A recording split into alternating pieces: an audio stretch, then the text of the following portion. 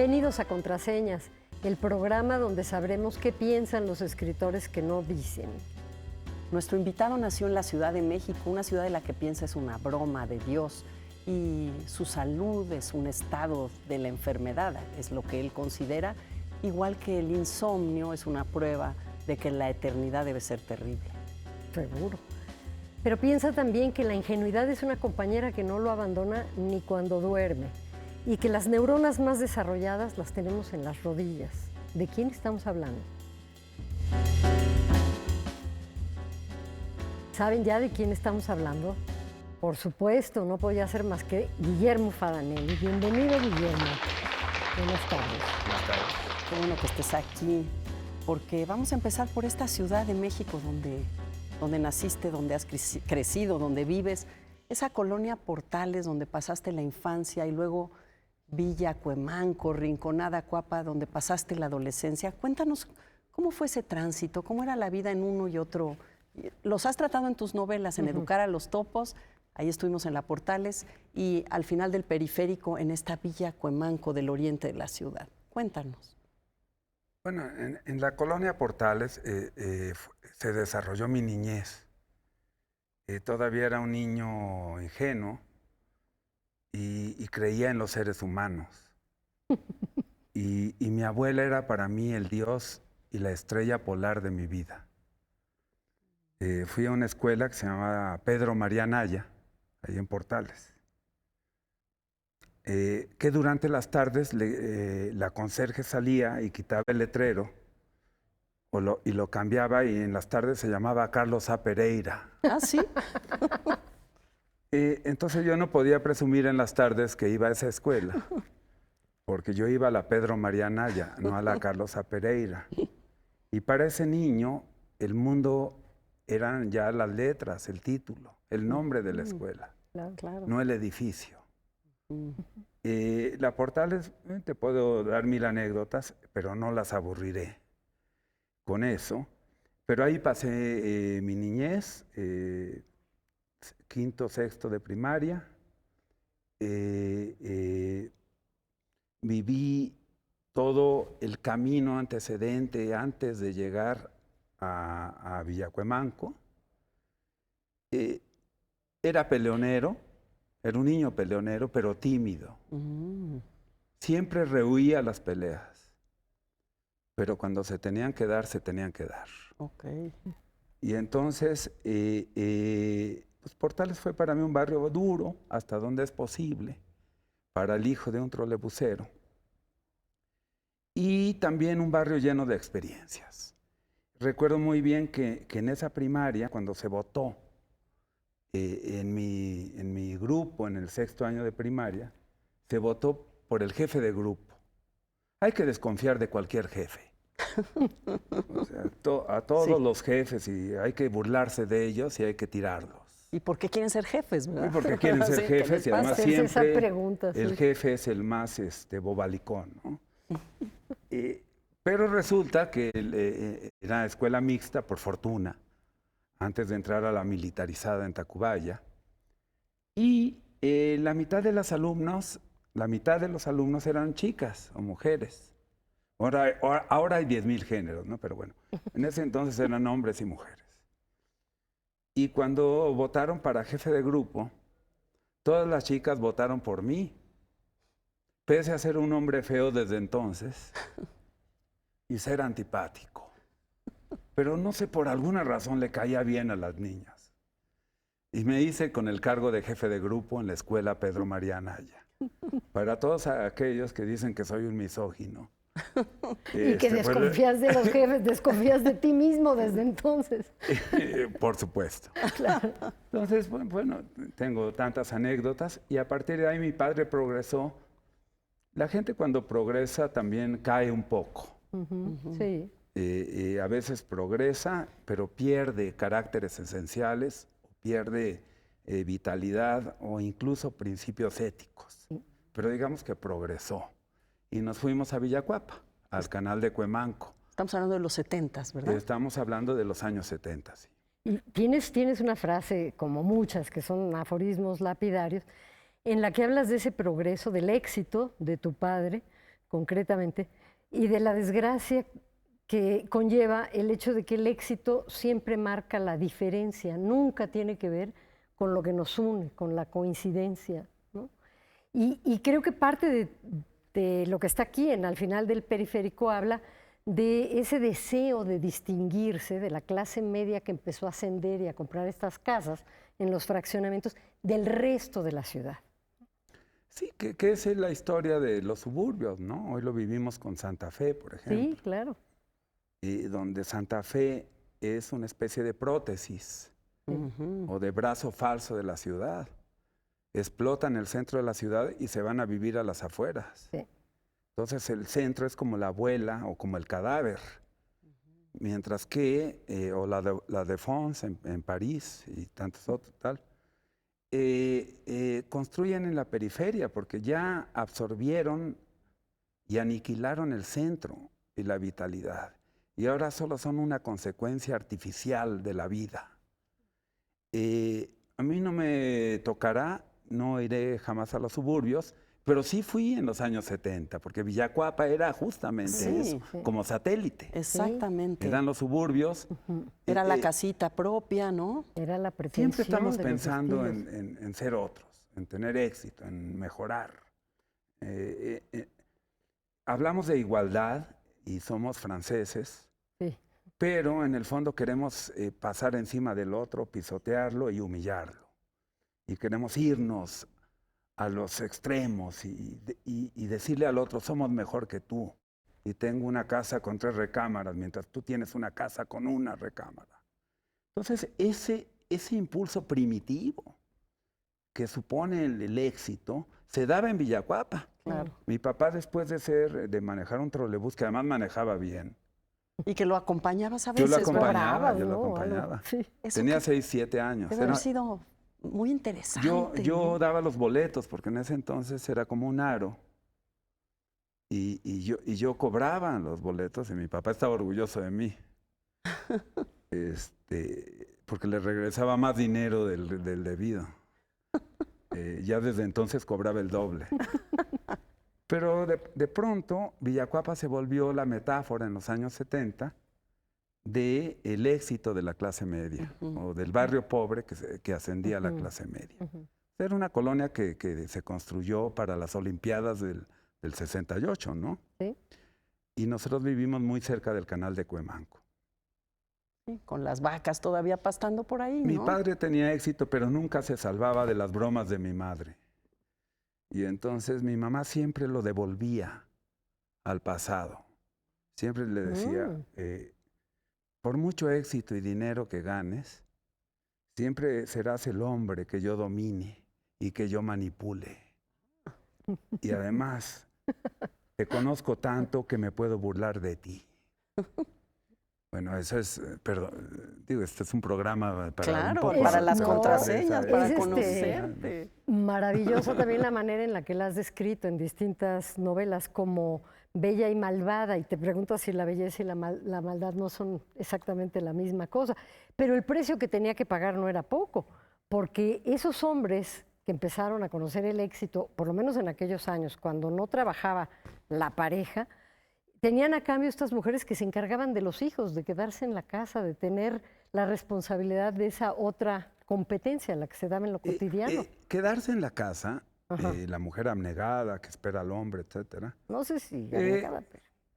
Yo no sé, si yo fuera mujer preferiría no solo quedarme en la casa, sino que no me permitieran salir. Claro, Para leer. de la No, cama, para leyendo. conocer un mundo ordinario, inhóspito y terrible, prefiero quedarme encerrado en el closet. Claro. Cada quien, Claro. mi madre en su casa, mi padre saliendo y cumpliendo el papel del héroe, ¿no? Sí, Porque además me asombra que de manejar el trolebús, sí. llega a ser el director de una compañía de geofísica, ¿no? Con Carlos Alemán, el primo del expresidente Miguel Alemán, llega a ser director de una compañía de exploración petrolera y él asciende, porque en el fondo lo que mi padre era un científico. El primer regalo que me dio fue un microscopio. Ay, de esos Qué padre. padrísimos, porque eran muy padres, ¿no? Con su un La mecano, mirilla. no sé si Un mecano, ¿cómo no? claro. ¿cómo se le dice? Un mecano. Sí, sí, sí. Siempre me llenó de relojes las manos. Yo a mí el tiempo no me importaba. El tiempo se mide en otro sentido, no con relojes. Pero siempre me quise llevar por el camino del bien. ¿Sabes qué? Se lo agradezco. Un hombre bueno, honrado, trabajador. Esas eran sus ideas del éxito, del triunfo, del bienestar. Hay que saber perdonar a los que quieren hacer el bien. ¿Qué le hizo a Guillermo Fadanelli optar por la filosofía y no por el camino del bien, que era la ingeniería en la que te quería meter tu papá? Pues, la filosofía ha sido como la mujer que no, de Sí, Jorge Ibargüengoitia, ajá. la mujer deseada. Yo estaba en ingeniería en ese entonces, donde había 11.500 alumnos y había 500 mujeres y 11.000 hombres. Uf. Lo llamábamos la isla de los hombres solos. Y salíamos en caravanas a buscar mujeres a filosofía, ¿no? Y las mujeres que estaban en ingeniería eran tan feas que para saber si eran mujeres tenías que seguirlas al baño, si se metían al baño mujeres o de hombres. Ya sabías de qué sexo eran, ¿no?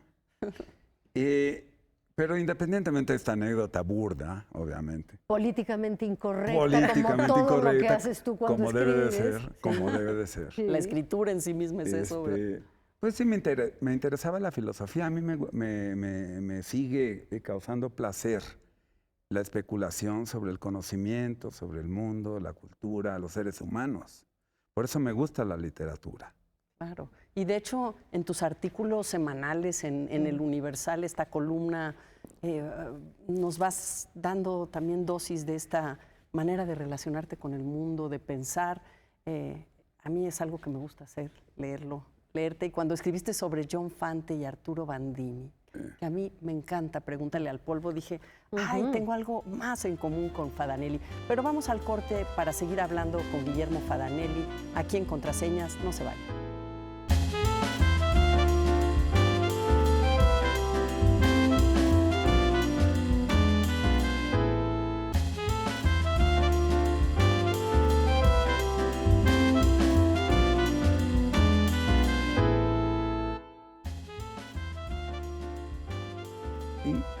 Y dime, Rosa, ya que estamos conversando, y tú como escritora de pocos libros, todos desde mi punto de vista notables y legibles. Cuando escribes tú, también me interesa por una especie de morbo entre escritores. ¿Estás pensando en el lector? ¿Estás pensando en complacer a alguien? ¿O tu escritura es una manera de introspección? Yo creo que no puedes escribir sin las dos cosas. Por un lado, claro que lo que quieres es explorar y estás atacando al censor todo el tiempo. Eso es uno de los grandes trabajos de escribir, más allá de la técnica y de tener un dominio relativo sobre los instrumentos o sobre el tema que quieres tratar. Para mí lo difícil es, en primer lugar, luchar contra el censor, pero por otro lado también imaginarme a un lector que puedo ser yo misma, pero al que si no emociono, en el sentido más literal, ¿no? Más allá de seducir, si no lo emociono, entonces Claro. no sirve. Por eso quizá he escrito pocos libros. He escrito mucho, pero he publicado poco. ¿Sí? Sí, cuando digo poco, de ninguna manera estoy haciendo un juicio de valor. Hay escritores que han publicado un libro y son extraordinarios, y otros que han publicado 50 y deberían ya de estar en la tumba, ¿no? Si no es el tiempo literario. El tiempo literario es distinto. Sí. Cuando tienes algo que decir. Y yo le preguntaría ahora a Mónica dos, bueno, ambas, no son preguntas, es una charla. Claro. Dos, ¿escribes cuando tienes necesidad o por obligación? Y segunda, ¿piensas en tu ser femenino y que eres mujer cuando escribes?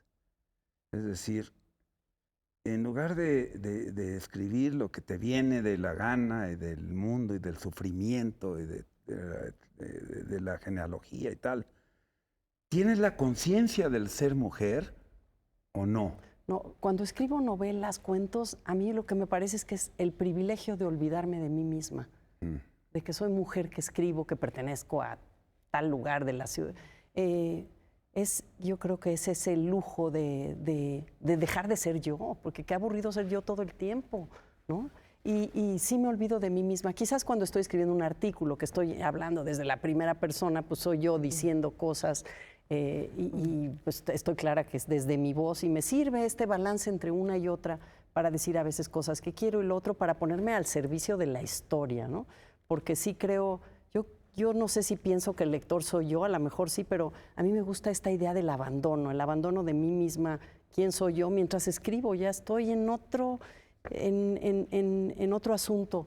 Escribir por obligación o yo creo que escribe uno por necesidad, pero a veces uno obliga al horario, ¿no? Pero sobre todo, a donde iba yo, y quizás me expliqué mal, cuando pienso en Josefina Vicens, en Inés Arredondo, a quien tanto he admirado, persona cool, ¿verdad?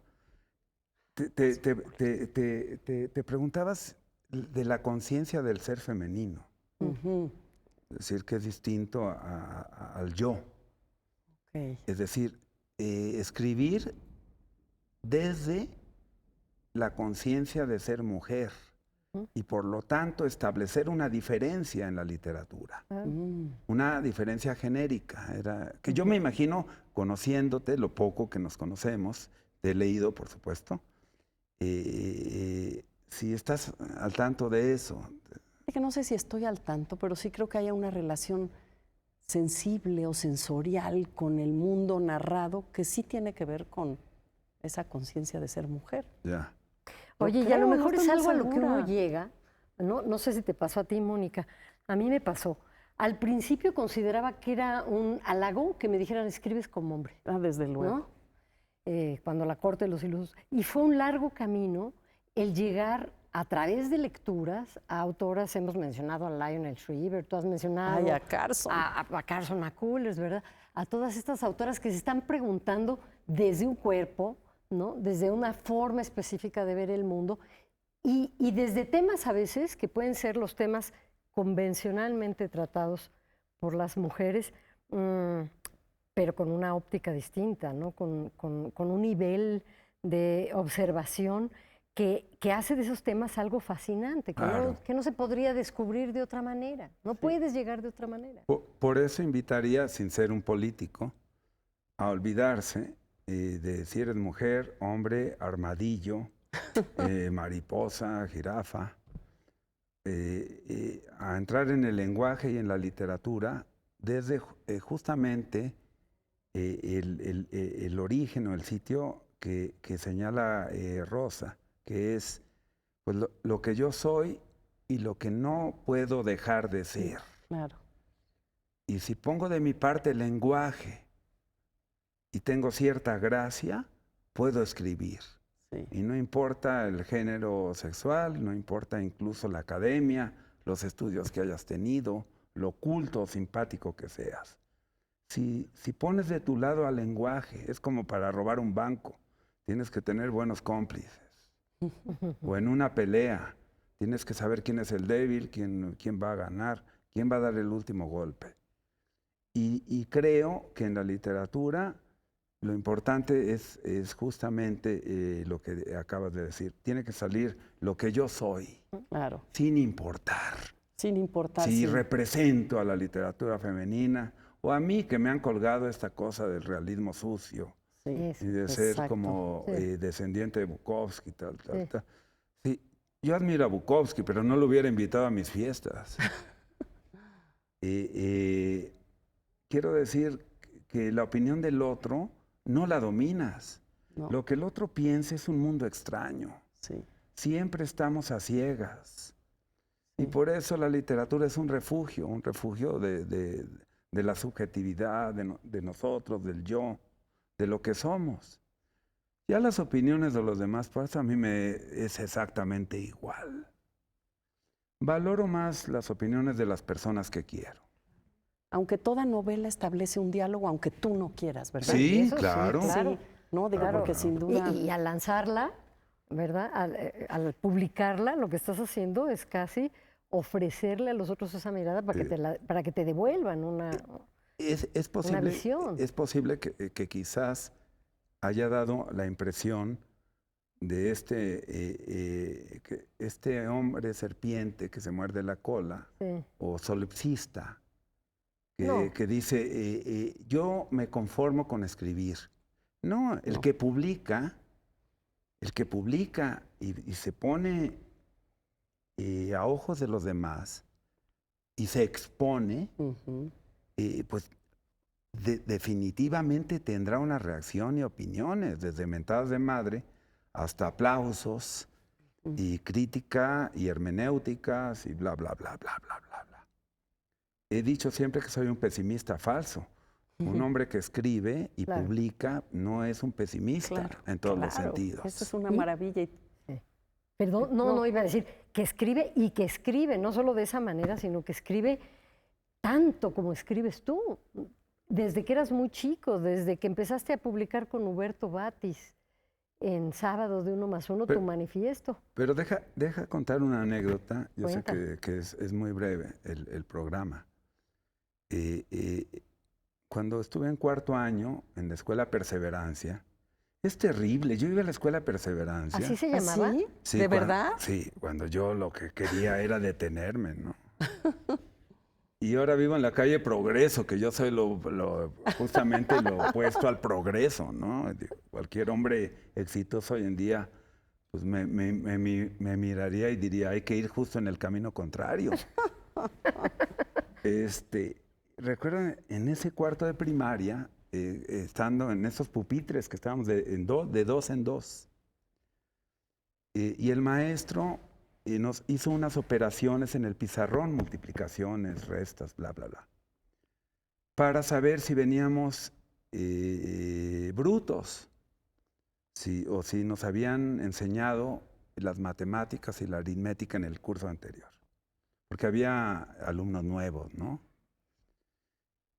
Yo lo resolví en 2 minutos, pero veía a todos los demás ensimismados en las operaciones y comenzó mi cabeza a decir, no tienes razón, Mm. estás equivocado, no pudiste haber terminado tan rápido, seguro eres el más idiota de toda la clase. Como nos habían dado 15 minutos para resolver las operaciones, volteé a ver los resultados de mi compañero de pupitre y todos sus resultados eran distintos a los míos. ¿Qué hice? Borré todas mis sumas y puse los suyos, es decir, copié. Ujú.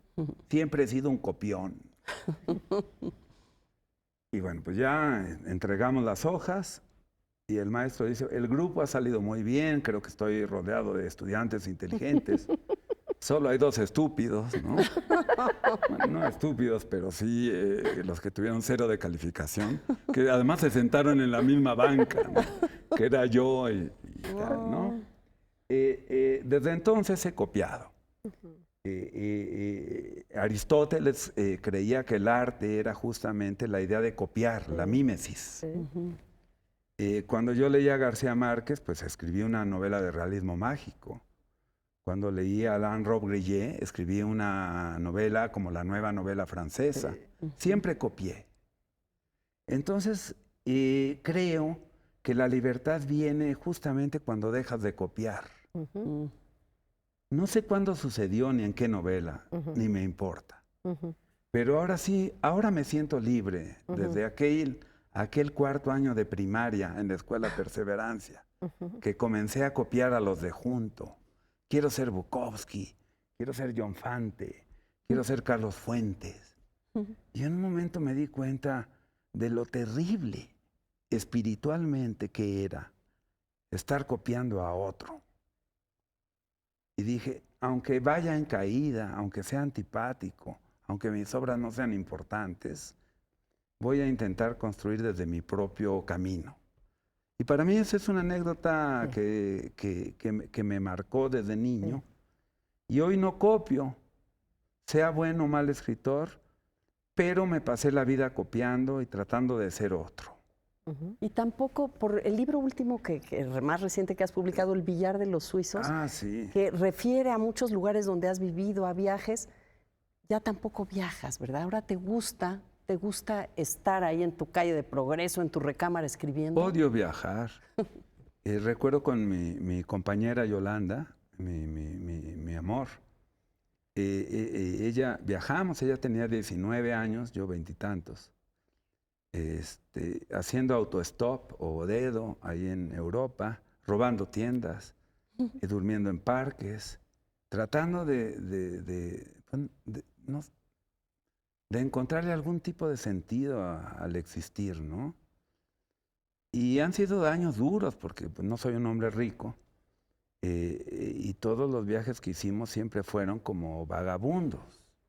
Hasta que después ya, cuando publiqué en Anagrama o con Christian Bourgois, pues ya era el escritor. Y entonces ya había hoteles y cosas de esas.